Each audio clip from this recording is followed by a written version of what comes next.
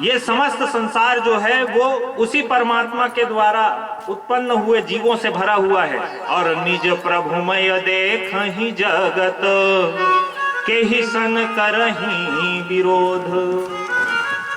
तो जिसमें जो घट घट में ईश्वर को ही देखता है वो किसके साथ लड़ाई करेगा, किसके साथ झगड़ा करेगा? है राम, हाँ राम न देखिस तो चिन्हिस नहीं, ऐसे की तो। और राम, भगवान राम परशुराम जी चिन्हिस नहीं करते। दोनों घट में भगवान नारायण ही विद्यमान है, लेकिन एक है दूसरा देख करके चिन्हिस नहीं, झगड़ा हो गया, झगड़ा मार।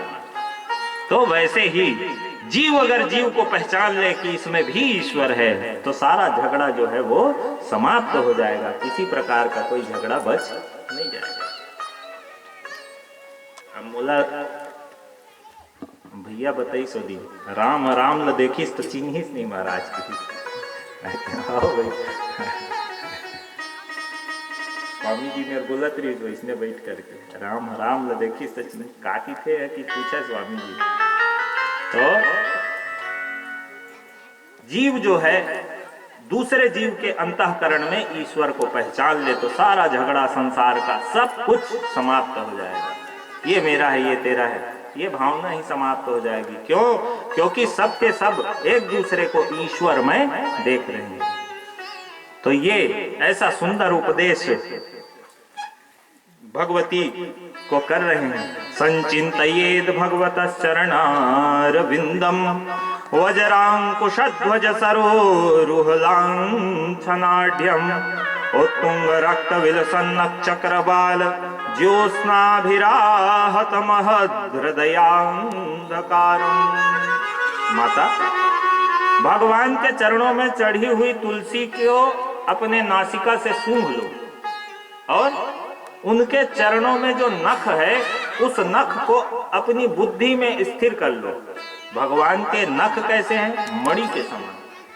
तो जो अज्ञान रूपी अंधकार है वो समाप्त हो जाएगा मैया।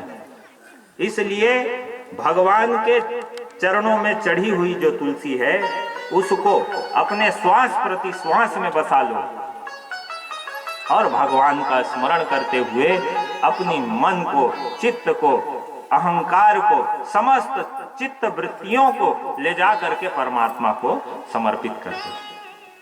हासम हरिर्वनिताखिल लोक तीव्र शोकाश्रुसागर विशोषणमत्युदारम सम्मोहनाय रचितं निजमाययास्य भ्रूमंडलम मुनिकृते मकरध्वजस्य। मकर कुंडल धारण करने वाले उस पर ब्रह्म परमात्मा के चरणों में अपनी सारी प्रीति लगा दो। ऐसे सुंदर भाव के साथ में और कपिल देव भगवान उपदेश कर रहे हैं।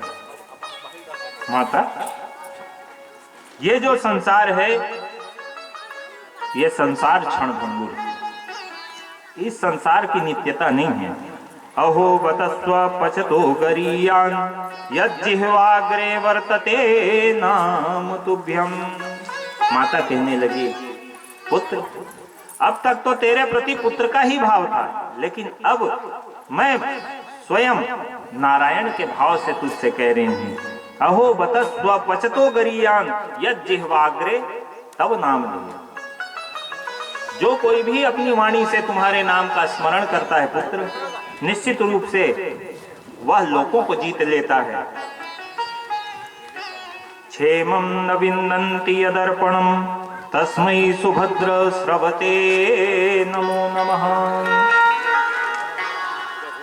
तस्मै सुभद्र स्रवसे नमो नमः। ऐसा सुभद्र श्रवण जो है वो हमको प्राप्त हुआ।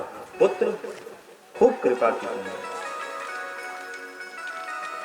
सांख्य शास्त्र का उपदेश किया और सांख्य के द्वारा ईश्वर के प्राप्ति का मार्ग माता देवहूति को बताया। माता देवहूति ने भगवान नारायण के चरण कमलों का स्मरण करते हुए योग के द्वारा प्राण, अपान, व्यान, समान, उदान आदि वायु को एक स्थान पर एकत्रित किया, प्राण को ले जा करके ब्रह्मांड में स्थापित किया और ब्रह्मांड में स्थापित करके ब्रह्मरंध्र में स्थापित करके नारायण के चरण कमलों का ध्यान करते हुए शरीर को विगलित कर दिया, पानी के रूप में परिवर्तित हुए। प्रेम से बोलिए कपिल नारायण भगवान की जय हो। तो ऐसा जो है सत्संग की महिमा का उपदेश कपिल नारायण भगवान करते हैं। कैसी है सत्संग की महिमा? बोली बाके बिहारी लाल।